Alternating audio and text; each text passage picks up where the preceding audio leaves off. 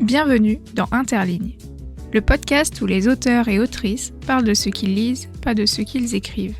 On y parle de livres aimés, marquants, ratés parfois, de ceux qui construisent, nourrissent et accompagnent.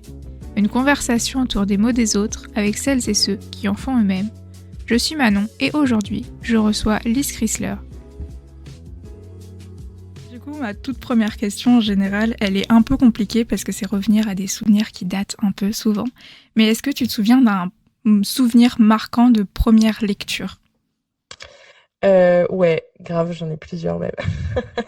J'ai une très bonne mémoire des lectures en général, donc de mes lectures. Et mes premiers souvenirs marquants de lecture, alors moi déjà j'ai appris à lire très jeune, genre en maternelle j'ai appris à lire parce que ma mère m'apprenait à lire. J'ai pas appris à lire à l'école en fait, j'ai appris à lire en dehors. Bon après je pense qu'on est pas mal dans ce cas-là aussi, mais du coup j'ai commencé à lire très jeune en autonomie aussi.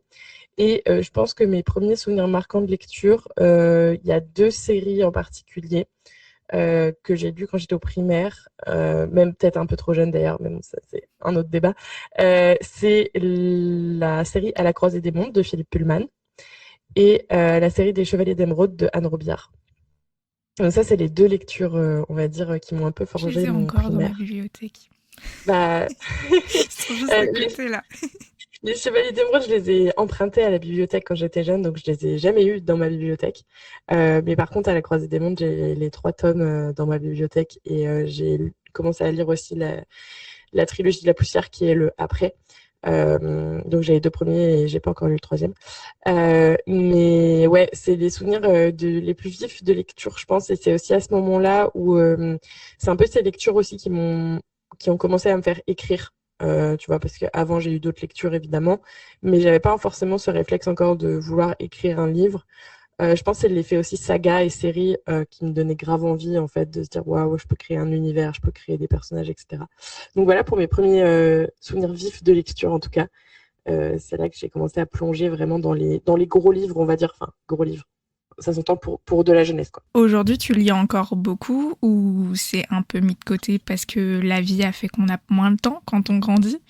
Ça dépend des années. En fait, j'ai eu des moments un peu de creux de lecture.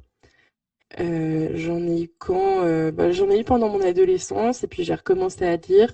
J'ai eu une année où j'ai eu vraiment un creux de lecture et je sais plus quand c'était exactement, mais je pense que c'était un peu avant le Covid en vrai, avant tout ça. Et au final, j'ai quand même repris. On va dire que de manière générale, je suis entre 50 et 70 livres lus par an. Donc, c'est pas énorme comparé à certains chroniqueurs, chroniqueuses, mais je pense que c'est quand même bien. Enfin, en tout cas, dans mon entourage, quand je dis que je lis 50 à 70 livres par an, je sais que c'est beaucoup comparé à mon entourage.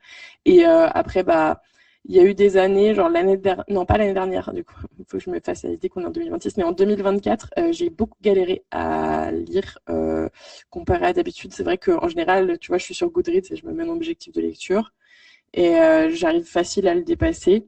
Enfin, j'arrive facile, je le dépasse de quelques 5-10 livres, etc. Et en 2024, j'avais vraiment un gros creux et ça correspond à l'année où j'ai commencé à écrire professionnellement parlant, c'est-à-dire l'édition, la première publication donc de la Bénédicte Césarée et en même temps le travail aussi sur le deuxième tome, Le Prince en Terre.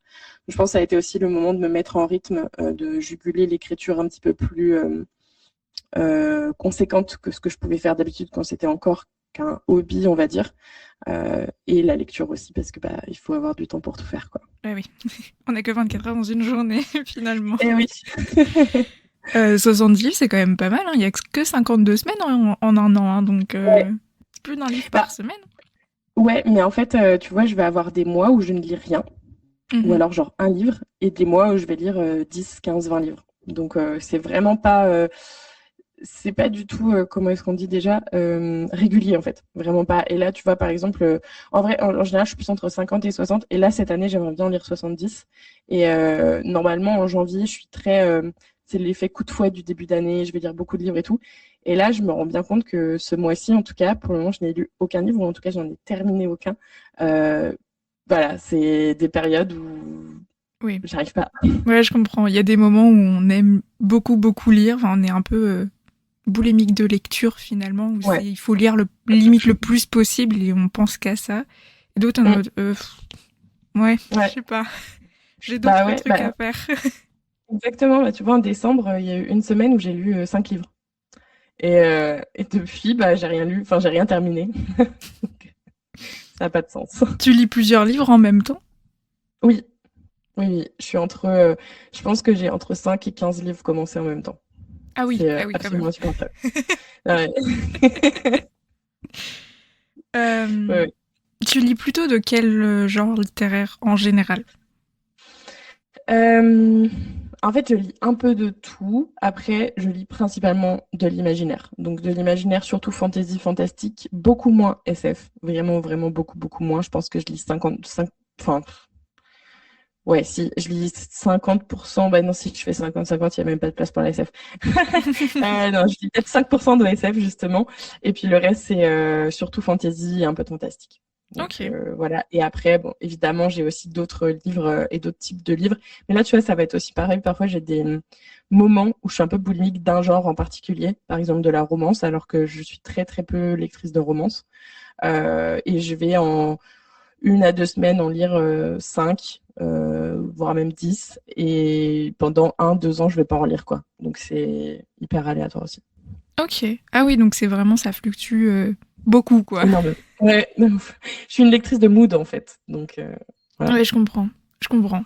En vrai, je suis un peu comme ça aussi. Bon, j'ai mon travail qui fait que j'ai parfois pas le choix, mais, Mm. euh, mais je Parce que comprends. du coup, tu es toujours libraire? Alors moi, je suis traductrice littéraire maintenant et je fais Ok. aussi des fiches de lecture pour les maisons d'édition.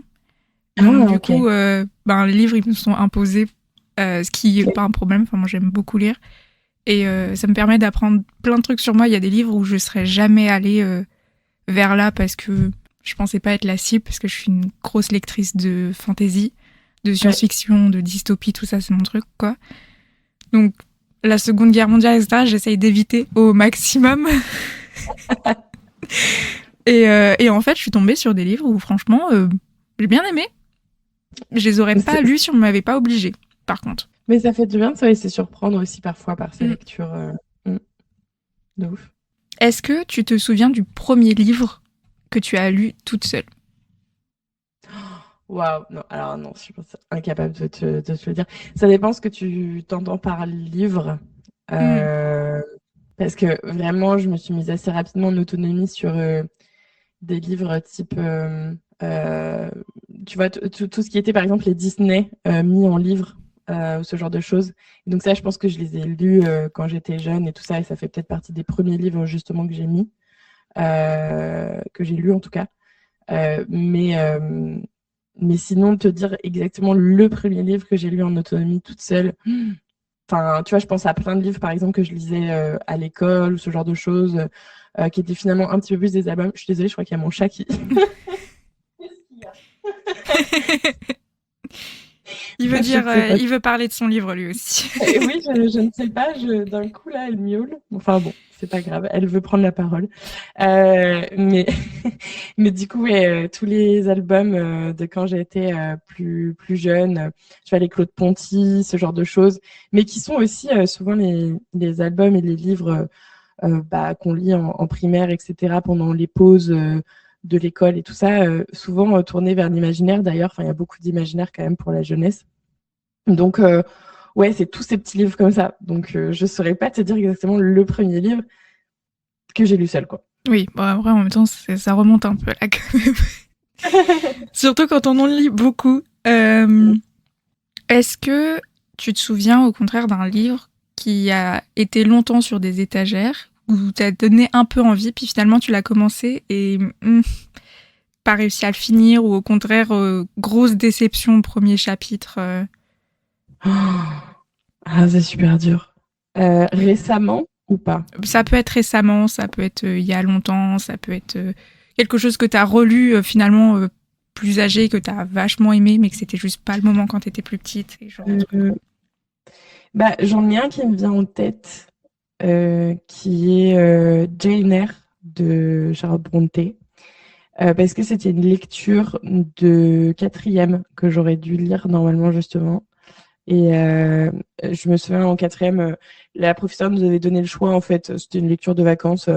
Je crois qu'il y avait genre David Copperfield, Jane Eyre, etc. Et moi, j'avais choisi Jane Eyre et c'était le livre préféré d'une de mes amies à l'époque. Et elle m'avait dit, ouais, lis-le, etc. J'avais commencé à lire et waouh, barbant, horrible, quoi, vraiment horrible.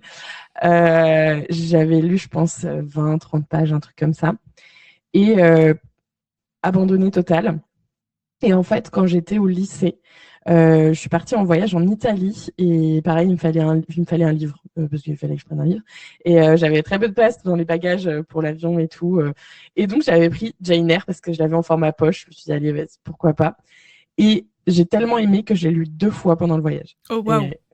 Ouais, j'ai adoré. Bon, principalement parce que aussi quand on va en Italie et principalement à Rome, là où j'étais, on a visité beaucoup de choses et notamment beaucoup d'églises. Et moi, j'étais en première, du coup, je trouvais pas ça hyper intéressant. Donc, je m'asseyais beaucoup sur les bancs de l'église et donc j'avais le temps de lire, alors que ma famille faisait le tour pour visiter les merveilles architecturales et picturales qu'il y a à Rome. Et donc, ouais, j'ai lu Jane Eyre 2 fois en une semaine. Et maintenant, c'est un de mes livres préférés parce qu'il m'a laissé une telle trace, une telle vivacité, tellement d'émotions, ce livre que voilà. Donc c'est plutôt ça. Après, est-ce qu'il y a un livre que j'ai laissé mijoter pendant longtemps et je me suis dit je l'ai commencé et que j'ai vraiment juste une déception et un DNF? Sûrement, mais je t'avoue que je l'ai pas forcément en tête parce que j'ai tendance à ne. En fait, quand il y a un livre qui me plaît pas, sauf si vraiment il m'a pas plu pour des raisons, on va dire, où moi ça m'a pas juste pas plu, mais ça m'a vraiment même heurté. Mhm. Je m'en souviens plus quoi, je les efface un Oui, peu de ma mémoire vive, on va dire. je comprends. Je comprends, c'est juste, pas pour toi, puis ça s'arrête là, quoi. Ouais, exactement. Ouais, Ah, puis il y a les bonnes tout à fait. surprises, du coup, de Jane Eyre, qu'il faut juste laisser le temps au temps pour pouvoir Mais l'apprécier, oui, en fait. c'est ça. Et puis du coup, il y a aussi vachement le truc de quand c'est une lecture obligatoire, tout de suite ça peut échauder un peu. Et au final, quand on y va et qu'on se laisse tenter, et encore une fois, qu'on se laisse surprendre, en fait, ça revient un peu à ce que tu Mhm. disais aussi, ne serait-ce que pour les sagas familiales. Moi, pareil, j'étais une très, très grosse consommatrice de fantasy fantastique, jeunesse, jeune adulte. Et du coup, je me disais, l'histoire de Jane Eyre, un peu, qu'est-ce que j'en ai à taper, quoi. Et en fait, non, non, c'était très, très intéressant. Et ouais, ça m'a vraiment laissé un vif souvenir. Et c'est comme ça que je suis un peu tombée dans tout ce qui est Jane Austen et tout et que j'adore aussi, alors que justement, c'est très éloigné finalement du genre de la fantasy. Mais dans mes top livres, il y a Orgueil et Préjugés et Jane Eyre, alors que c'est pas de la fantasy, quoi. Oui, c'est vrai que c'est pas de la fantaisie, mais pour le coup, des bouquins que j'ai beaucoup appréciés, Mm. comme Les Hauts de Hurlevent, que j'ai adoré. Et Vraiment les Hauts du Hurlement, j'ai essayé de le adoré. lire plusieurs fois et impossible Ah d'y ouais. accrocher. Il y Mais a il des faut que je le moments, lise. c'est comme ça. Peut-être un voyage à Rome alors que les gens visitent des églises, voilà. Et je suis retournée cette année, mais du coup, j'ai visité les églises. Euh, Est-ce que tu peux nous parler du dernier livre que tu as lu ou pas? Oui, quel dernier livre que j'ai lu? Le dernier livre que j'ai lu, oui, le dernier livre que j'ai lu, c'était Rouge de Pascaline, Pascaline Nolo, je crois, qui est son nom, et je veux pas dire de bêtises. Et en plus, c'est terrible parce que c'est un livre qui est publié chez Gulfstream, donc chez mon éditeur. Ah, merci. Euh, mais je sais que c'est Pascaline son prénom, mais je sais plus. Si c'est ça, Pascaline Nolo, il me semble. Oui. Ouh, j'ai une bonne mémoire. C'est bon. Euh, donc ça s'appelle Rouge. C'est un livre de fantasy aussi. Euh, Jeune adulte, je sais plus exactement dans comment ils l'ont catégorisé Gulfstream. On va dire que c'est à partir de 14 ans, je pense, facile 14-15 ans quand même. Et moi, c'est un livre qui m'a toujours intéressée, justement. Depuis que je connais Gulfstream, le livre m'a toujours fait de l'œil à chaque fois que je le voyais comment dire, en salon, etc. Je me disais, il faut que je lise Rouge, il faut que je lise Rouge. J'en avais entendu énormément parler. Et du coup, je l'ai lu enfin en cette fin d'année et j'ai beaucoup aimé. C'était un livre assez poignant qui parle. Alors, comment pitcher ça? C'est une jeune femme qui s'appelle Rouge et qui vit dans un petit village. On est dans une sorte de, je dirais, Allemagne pas médiéval, c'est peut-être médiéval quand même. En fait, il n'y a pas de nom ni de placement d'époque, mais du coup, c'est un peu, on va dire, Allemagne, peut-être 16e siècle, un truc comme ça. Et en fait, Rouge est une jeune femme qui est ostracisée dans son village, puisqu'elle est née d'une mère qui, en fait, au moment de lui donner naissance, avait complètement perdu l'esprit, en tout cas avait l'air d'être possédée. Et elle est née avec une marque rouge sur le visage, et donc le village a décrété que elle était née du diable, que c'était une engeance du diable, etc. Voilà. Et en plus de ça, à sa naissance, il y a donc une femme qui vit dans la forêt et qui, depuis sa naissance, ordonne aux villageois de leur envoyer leurs jeunes filles qui viennent d'avoir leurs règles. Et on ne revoit plus jamais ces jeunes filles. Donc en fait, il y a tout un truc qui tourne autour d'elle. On est persuadé qu'elle a maudit le village, que sa naissance est une malédiction, etc. Enfin voilà, elle a une vie affreuse, la pauvre. Et en fait, c'est un roman qui, d'une certaine manière, est un peu, je peux pas dire contemplatif parce qu'il se passe beaucoup de choses, mais en fait, l'action est pas, est vraiment, enfin, on est plus centré sur l'histoire de Rouge et tout son, je dirais, tout son combat, entre guillemets, pour comprendre exactement qui elle est, ce qui est arrivé à sa mère, parce qu'évidemment, on met beaucoup de choses sur le dos du diable, mais en fait, il y a aussi beaucoup de monstruosité dans les hommes et dans les femmes, mais dans les hommes surtout, puisque c'est un petit peu le message aussi du roman. Et donc voilà, et c'est un peu difficile de le pitcher sans trop dévoiler de choses. Oui, donc, je me doute. mais Alors, en moi, tout cas, j'avoue que je crois que j'ai vu la couverture, elle me dit quelque chose et je crois qu'elle est dans ma liste à lire depuis, mais Eh ben, des lustres. il est vraiment très chouette et je pense que c'est un bon roman pour comment dire, qui choque quand même un peu pas mal parce qu'il y a quand même des scènes qui sont vraiment dures, vraiment très dures. Il y a des gros trigger warnings, agression sexuelle, enfin maltraitance de tous les côtés. Enfin voilà, c'est très très dur, mais c'est un peu aussi, oui, c'est vrai que j'ai oublié de dire la première chose, c'est que c'est une sorte de réécriture du Petit Chaperon Rouge, d'où le terme rouge, la forêt, il y a tout un bail avec des loups, etc. Voilà. Et moi, je sais que j'ai été un petit peu moins transportée par la plume, et je pense que c'est ce qui fait que ça n'a pas été un coup de cœur, parce que du coup, je me suis moins sentie immergée. Voilà, je sais que j'ai un truc avec la plume, il faut vraiment que ça m'emporte dans le récit. Et donc là, je pense que j'ai été un peu moins emportée, peut-être je l'ai trouvé un tout petit peu trop passive, mais l'histoire en elle-même est vraiment très chouette. Les messages sont très chouettes aussi. Et voilà, enfin, c'était une très bonne lecture et j'étais contente d'enfin le lire parce que vraiment, je pense que ça faisait 4 ans que je voulais lire un truc comme ça, enfin, depuis que j'en ai entendu parler en fait. Oui, donc vous avez un bout de temps. C'est vrai que Gulfstream, l'éditeur, ils aiment bien les réécritures de contes. Hein, ils aiment bien. Oui. En termes de méthode d'écriture, enfin en termes de méthode, pas une méthode, mais est-ce que quand tu es en session d'écriture, tu as tendance à vraiment mettre de côté la lecture, comme on a dit tout à l'heure avec le début de Demos ou... Alors, si je mets de côté de la lecture, c'est plus par manque de temps en général que par vraiment volonté de se dire non, il ne faut pas que je lise. Je sais que fatalement, quand on lit, on a toujours tendance à infuser, mais même pas que quand on lit en fait, hein, c'est quand on consomme du contenu, parce que voilà, on a tendance un peu à infuser ça dans notre écriture. Et je sais que quand il y a une œuvre qui me frappe, que ce soit un livre, un film, une série, un jeu vidéo, et que je suis en pleine écriture, je vais avoir tendance à un peu pas le copier-coller, mais à ce que ça se ressente sur les 1, 2, 3 chapitres que je suis en train d'écrire alors que je suis en train de consommer cette œuvre-là. Donc voilà, mais je mets pas sciemment la lecture de côté en me disant il faut pas que je me laisse influencer par la plume, par les personnages, par les thèmes, etc. quoi, parce que je considère que c'est aussi ça qui nourrit et qui nous nourrit en tant qu'artiste.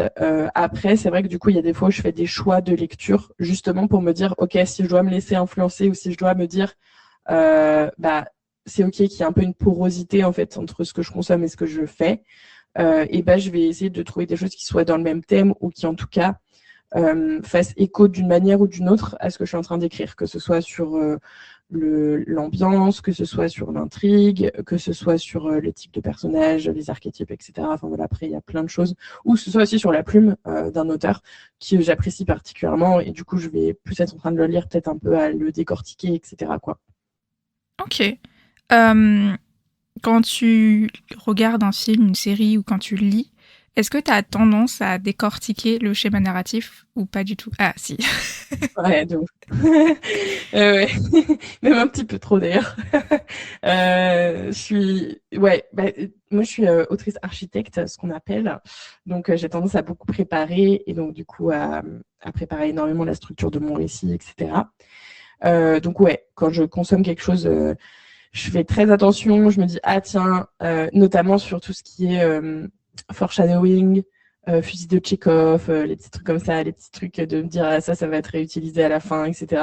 Donc c'est un peu insupportable parce que quand je regarde un film, par exemple avec mon copain ou même des amis, je suis là en mode ah mais ça de toute façon il va se passer ça parce que là on voit bien que non, j'ai pas toujours raison, mais on va dire que 80-90% du temps, voilà. Et notamment, tu vois, je suis aussi rôliste. Donc, pour celles et ceux qui ne savent pas, c'est que je joue à Donjons et Dragons, je suis joueuse de JDR. Et du coup, il se passe la même chose quand on est en pleine campagne et que mon maître du jeu prépare une histoire et qui fait des choses, etc. Je suis un peu la, la chieuse de première à dire ah bah de toute façon j'ai vu que tu avais fait ça, donc potentiellement il va se passer ça, il va se passer ça, il va se passer ça. Et parfois, il me regarde et genre vraiment, je le vois dans ses yeux qui est en mode mais tais-toi, pitié. Donc, Ah ouais, c'est ouais. dommage quand même. Mais c'est très énervant de découvrir, enfin d'avoir des réflexes. C'est même pas on cherche à savoir, c'est notre cerveau le mode ah, allez, c'est ça le lien. Oui. Bah, et encore, moi, ça va parce que j'aime bien me faire spoiler. Donc, ça me gêne pas sur tout ce qui est justement de deviner l'histoire par exemple parce que je me dis si j'ai tort et je suis agréablement surprise et si j'ai raison j'ai la satisfaction de me dire que j'avais deviné donc du coup ça me va.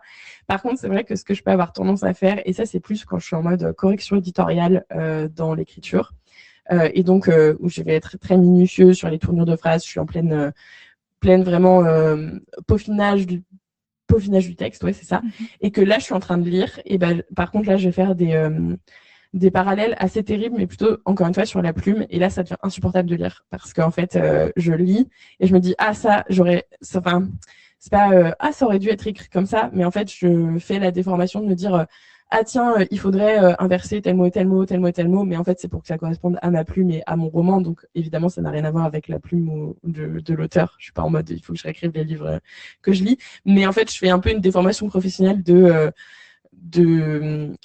peaufinage d'un texte qui n'est même pas le mien et du coup ça n'a aucun sens de le faire et dans ce cas-là c'est très dur de lire parce que en fait j'arrive pas à passer outre la forme du texte et ça c'est horrible.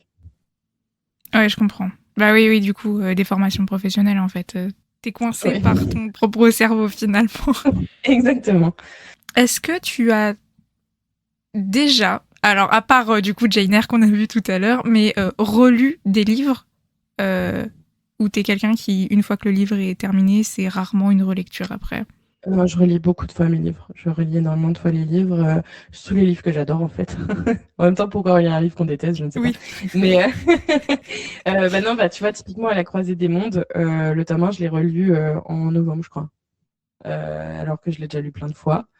Orgueil et préjugés, comme je disais, je pense que je l'ai pas relu l'année dernière, mais sinon, depuis que je l'ai lu, à savoir peut-être en 2016 ou 2017, un truc comme ça, je le lis une fois par an. Je le relis.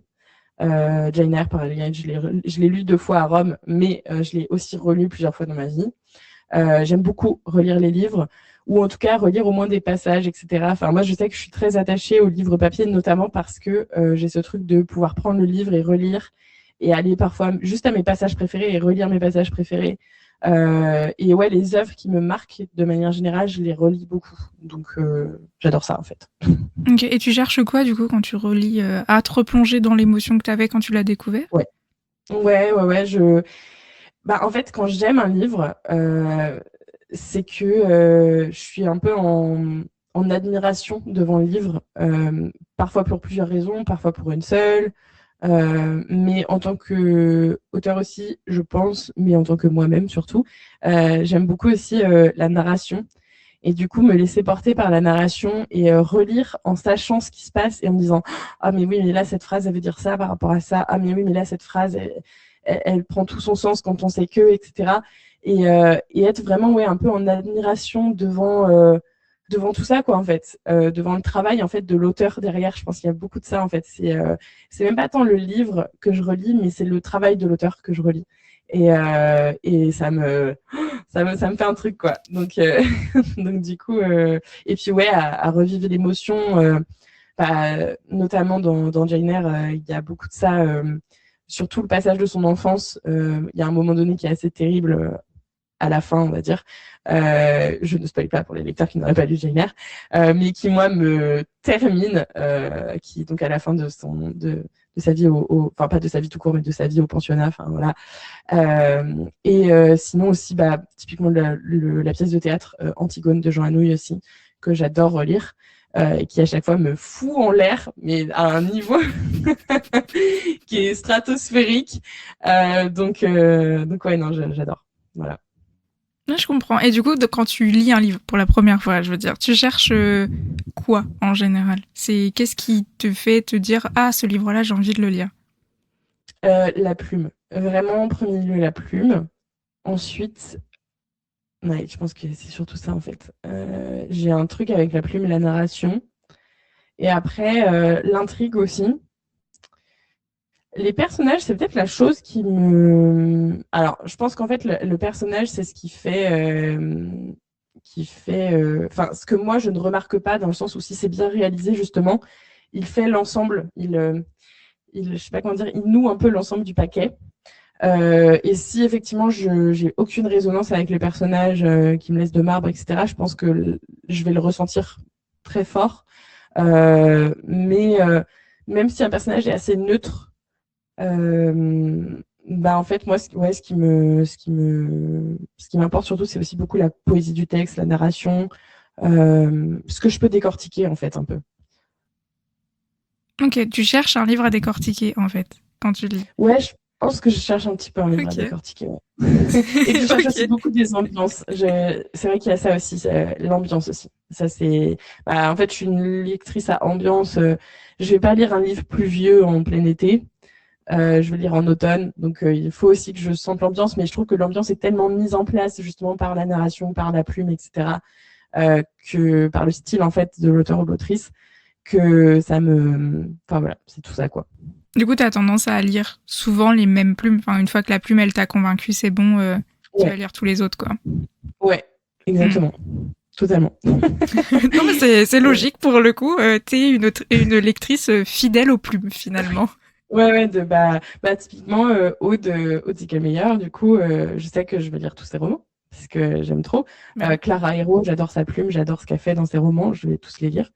Enfin, voilà, c'est comme ça, c'est automatique, il n'y a pas de... Moi, c'est facile, parce que là, s'il y en a un qui sort juste avant ton anniv, tu sais que, hop. Exactement. C'est pratique. C'est hyper sécure pour absolument tous les proches. Oui, tout à fait. Oui. C'est... Moi, je suis pas compliquée. Hein. Je suis vraiment pas compliquée à me faire des cadeaux, donc... On passe à plus ou moins un autre chapitre du podcast qui sont les questions un peu compliquées. Dans le sens où c'est, par exemple, est-ce qu'il y a un livre que tu aurais aimé écrire? Oh, waouh! Oh, c'est une trop bonne question. Est-ce qu'il y a un livre que j'aurais aimé écrire? Ouais, alors, je pense que récemment, j'ai lu... Récemment, j'ai lu donc 2 livres de Flore Vesco et j'en avais lu un encore avant. Donc, j'ai lu les trois livres, pareil, où elle fait un peu c'est pas un peu, elle fait de la réécriture de contes, avec Dore et d'Oreiller, De délicieux enfants et l'étrange malaventure de Mirella. Et j'ai tellement kiffé les 3. J'ai adoré ça parce que sa narration à chaque fois est très différente, mais sa plume est du coup aussi différente parce qu'elle s'adapte à la narration, mais en même temps, c'est hyper intéressant. Ces personnages sont trop cool. La manière dont elle réécrit les contes, etc., sont absolument incroyables. Et c'est des trucs où je me dis, oh, mais waouh, j'aurais trop aimé avoir l'idée de faire ça, d'avoir ce truc d'arriver tellement à changer sa narration tout en restant fidèle à sa plume d'autrice et à sa patte en fait, et tout en arrivant à faire quelque chose qui est à la fois dans le merveilleux, à la fois un peu dans le c'est pas du tout dans le gore, mais dans le côté un petit peu collant, je sais pas comment dire ça, et voilà, et en même temps, je sais pas, genre, j'aime tellement que c'est des trucs que je me dis, si je pouvais réussir à être à ce niveau en tant qu'autrice, ça me ferait trop plaisir, vraiment, voilà. Donc c'est pas forcément que j'aimerais les écrire, j'aurais aimé les écrire parce que j'ai tellement aimé les lire que, en fait, voilà, c'était mon plaisir de lectrice aussi. Mais je me dis, waouh, j'aimerais bien un jour réussir à créer un livre comme ça, dans le sens où, pas un copier-coller, un bête copier-coller, mais vraiment un truc qui me corresponde autant en tant qu'autrice et à ce niveau de maîtrise, en fait. Voilà. Alors, on n'y est pas encore, évidemment, mais si un jour tes livres étaient adaptés au cinéma, tu préférais que ce soit une série ou un film? Je pense que c'est une série. Une série.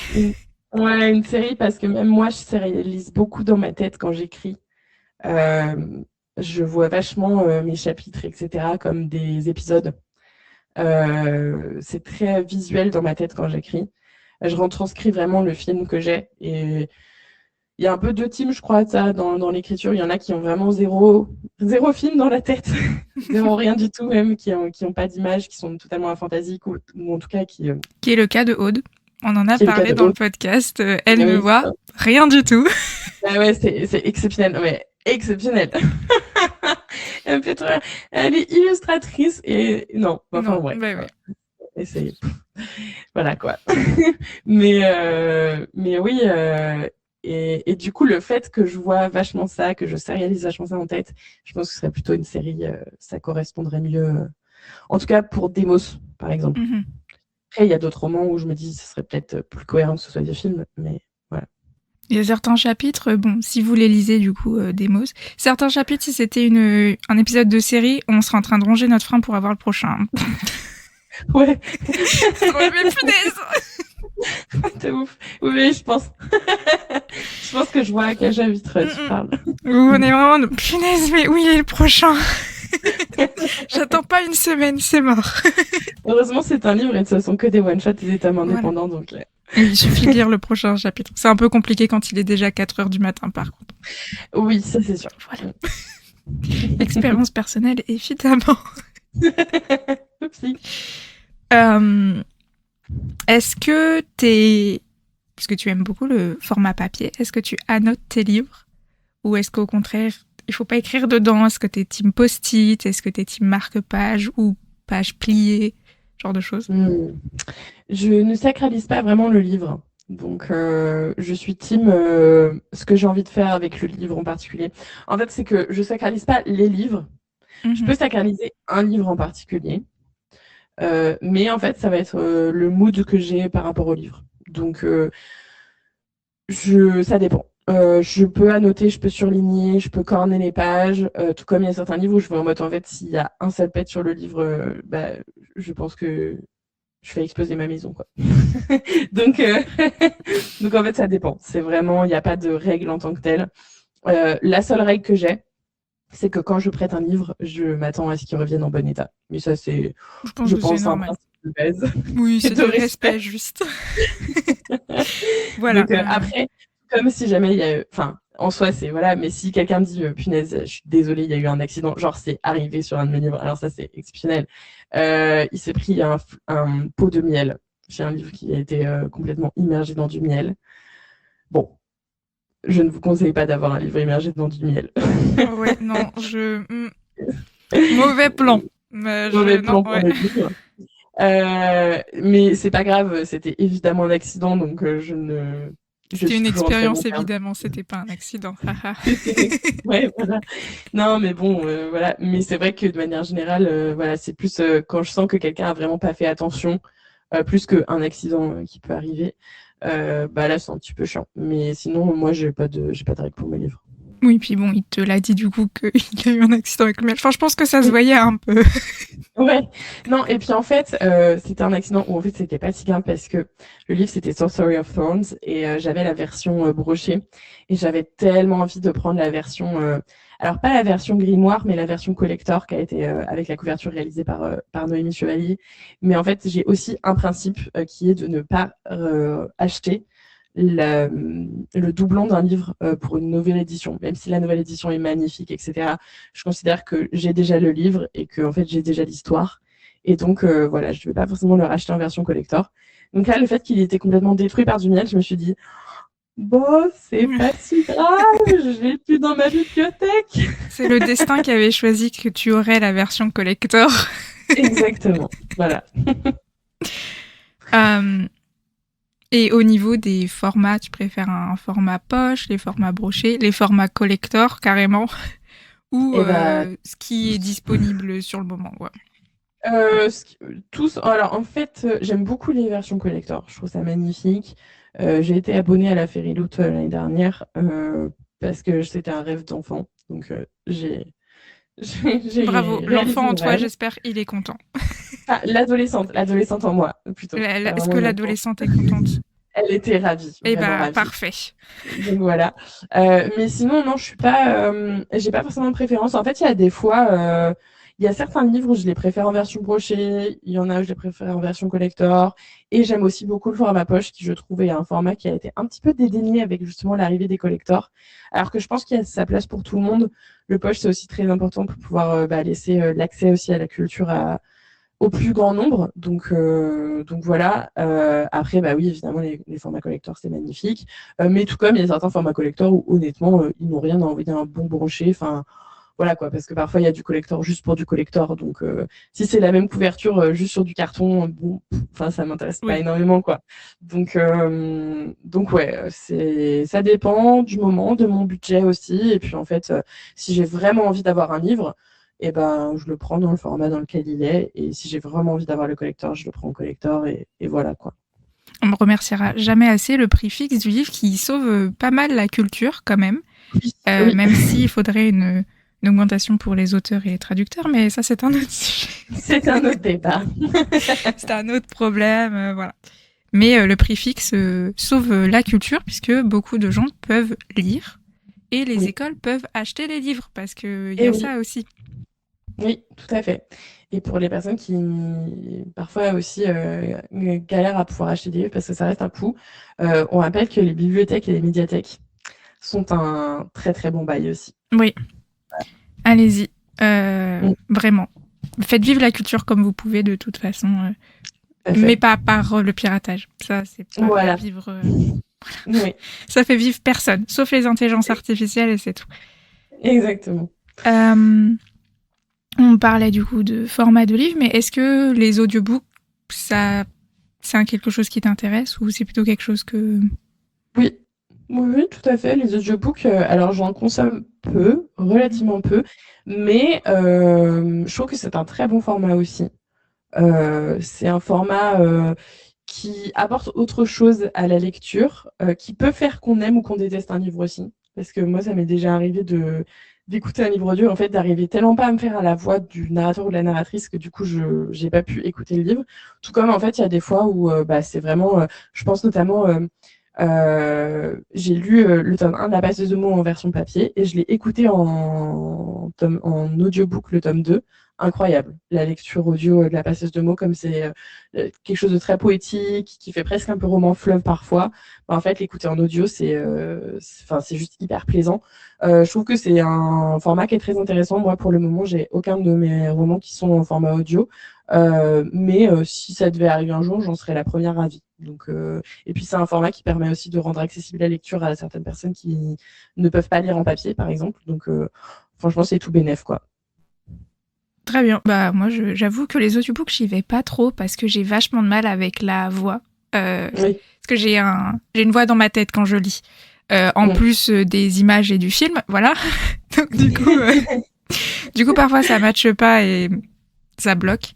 Mais c'est vrai qu'il y a des livres, et La Passeuse de mots en fait partie, qui se prêtent extrêmement bien à l'audiobook. Ouais, tout à fait. Non, tout à fait. Je trouve que enfin, même si moi c'est pas un format que je consomme énormément, ça m'arrive. Et puis bah c'est très pratique aussi, par exemple pour les longs trajets en voiture, etc. Enfin, c'est hyper cool. Donc ouais, je le consomme pas énormément, mais pour autant, enfin, c'est même un truc où je me dis, il faudrait justement que j'en consomme plus. Mais après, je pense que je suis un petit peu comme toi. Il y a plein de fois où en fait ça le fait pas par rapport à ce Mm. que Oui, ça j'imagine et marche tout. pas. Ça marche pas. On sait pas trop pourquoi. C'est juste ça Ouais. marche pas.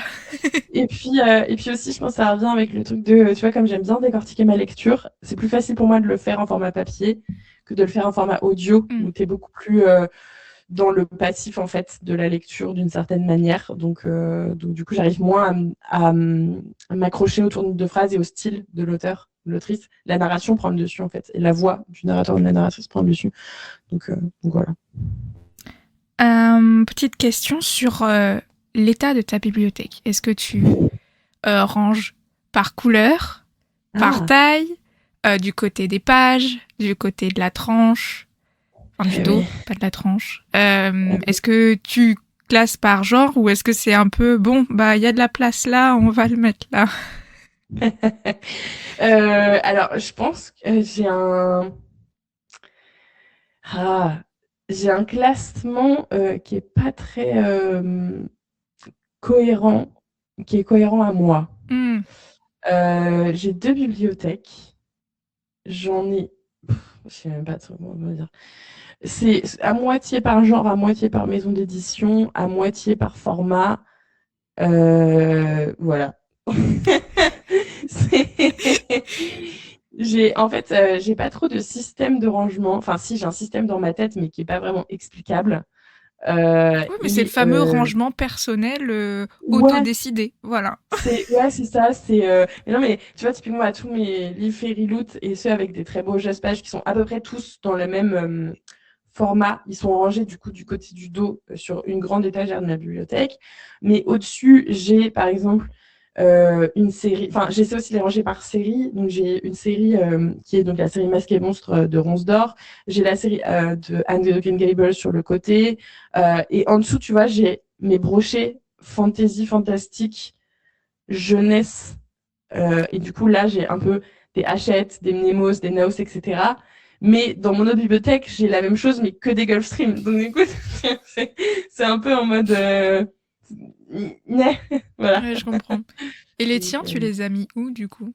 Dans une j'ai place particulière ou... Là, bien sûr, ils sont bien en évidence. Ils sont en facing, les miens. Je vois. Ouais, À côté ouais, de ouais. certains livres peut-être qui ont marqué ou...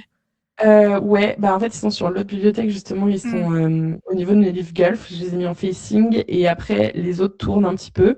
Là, j'ai La Bénédicte Césarée, Le Prince en Terre et Le Fracas des Envolées. Et en dessous, j'ai Podam, tome 2 et mince, quel est l'autre? Ben, je ne sais plus. Mais j'en ai un très bien et très beau. Donc voilà, j'avoue que je mets souvent les livres de Gulf en facing. Ils sont très Bon, beaux. voilà. Je l'ai dit Oui, dans l'épisode précédent, mais vraiment, le Gulfstream, ils font un véritable détail sur l'objet livre et ils sont tous vraiment très très beaux, sans pour autant ouais, augmenter tant que ça le prix, donc ils restent accessibles pour des livres tout à aussi fait. bien travaillés quand même. Et Maison en d'édition plus, qui aurait gonflé le prix. tout Voilà. à fait, tout à fait. En plus, aujourd'hui, j'ai reçu une photo de l'arrivage de ce matin, qui est donc un de mes prochains livres qui sort chez eux, Ouh. et qui est mais magnifique. Donc je suis d'accord, c'est très beau. Mm. Ah oui, non, mais vraiment, ils font ça très très bien. On n'est jamais déçu chez eux de la beauté du livre de toute façon. Voilà, ils sont Jamais. tous très beaux. Tous Ouais, très très beaux. ouais. Voilà. C'était Interligne, une conversation autour des lectures qui marquent, qui nourrissent, qui déroutent. Merci d'avoir écouté cet épisode et pour ce voyage entre les pages. Et un énorme merci à Lise Chrysler pour cet enregistrement hors du temps. Vous retrouverez l'autrice pour la suite de notre conversation le mois prochain, alors rendez-vous le 2 mars. Si vous avez aimé cette discussion, parlez-en, partagez-la et surtout, continuez à lire. On se retrouve très vite avec un ou une nouvelle invitée et d'autres lectures à découvrir.